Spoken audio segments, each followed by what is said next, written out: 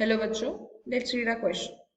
A question says that saponification of ethyl acetate by NaOH is a second order reaction with the rate constant 6.36 liter per mole per minute at 25 degrees Celsius.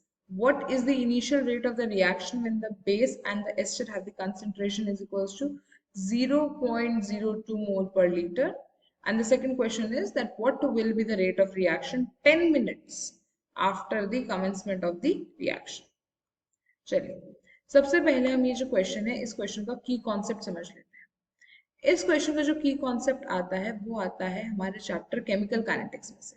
Chemical kinetics में हम एक जगह पढ़ते हैं rate law और इसी के साथ हम पढ़ते हैं अपनी इंटीग्रेटेड रेट इक्वेशंस। तो वहां से जो ये क्वेश्चन है वो अराइज होता है। अब हमारे क्वेश्चन में बोला गया है कि सपोनिफिकेशन ऑफ इथाइल एसीटेट हो रहा है बाय NaOH। तो ये कैसी रिएक्शन है? Second order reaction. मतलब उन्होंने बोला कि एक जो हमारा रिएक्टेंट है वो इथाइल एसीटेट है और एक है NaOH। तो अगर मैं इस एक रिएक्शन का रेट लॉ लिखना चाहूं तो वो कुछ इस तरीके से दिखेगा। Rate is equals to K ethyl acetate की concentration raised to the order 1 multiplied by NaOH की concentration raised to the power 1। तभी तो ऑर्डर ऑफ द रिएक्शन मेरा कितना बनेगा? 2 बनेगा। इसका मुझे रेट कांस्टेंट दिया हुआ है वो है 6.36 litre mole inverse minute inverse. ध्यान देंगे हम अपनी इस यूनिट पे कि मिनट इनवर्स में बात करी गई है। फिर हमें टेम्परेचर भी दिया हुआ है। टेम्परेचर कितना है? 25 डिग्री सेल्सियस। एंड मुझे जो इनिशियल कंसेंट्रेशन है मतलब जो EA0 है इथाइल एसीटेट की इनिशियल कंसेंट्रेशन है 0.02 मोल पर लीटर दी हुई है। एंड जो मेरा बेस है यानी NaOH है उसका भी जो इनिशियल कंसेंट्रेशन है वो मुझे दिया हुआ है कितना है? सेम ही है 0.02 मोल पर लीटर। मेरे से पूछा हुआ है that what is the initial rate when the base concentration जो है वो ये है इथाइल एसीटेट और बेस कंसेंट्रेशन ये है। तो हमसे इनिशियल रेट पूछा हुआ है। अपनी इस वाली इक्वेशन को यूज कर दूंगी। यहां से अगर मुझे इनिशियल रेट निकालना हो तो वो निकल कर आएगा कुछ ऐसे दैट R0 इसे इनिशियल मान लेते हैं is equals to K EA0 जो भी आपका इथाइल एसीटेट की इनिशियल कंसेंट्रेशन है मल्टीप्लाइड बाय NaOH का जो आपका इनिशियल कंसेंट्रेशन है। सो मुझे K की वैल्यू कितनी दी हुई है? 6.36 मल्टीप्लाइड बाय 0.02 मल्टीप्लाइड बाय 0.02।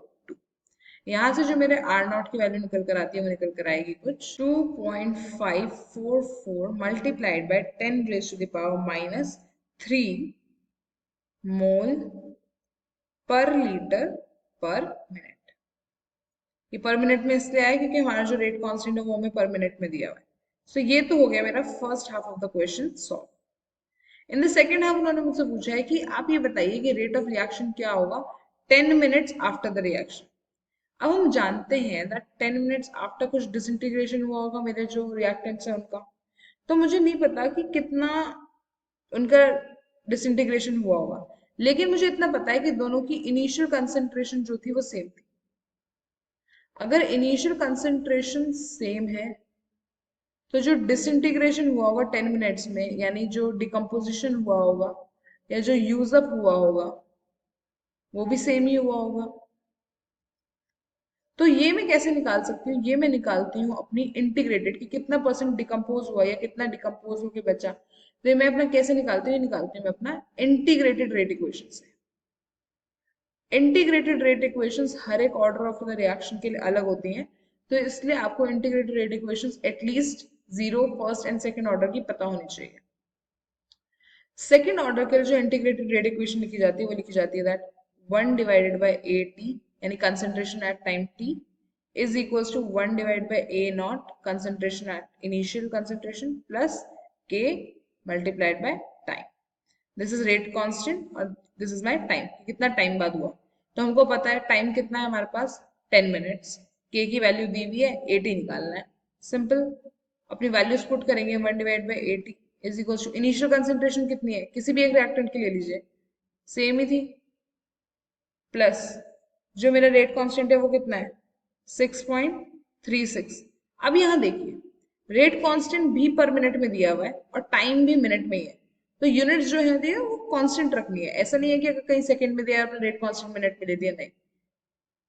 तो यहाँ पे क्या होगा, मैं सिंपली 10 से मल्टीप्लाई कर सकती हूँ। So this will become 1 divide by A T is equals to 1 divide by 0.02 plus 63.6।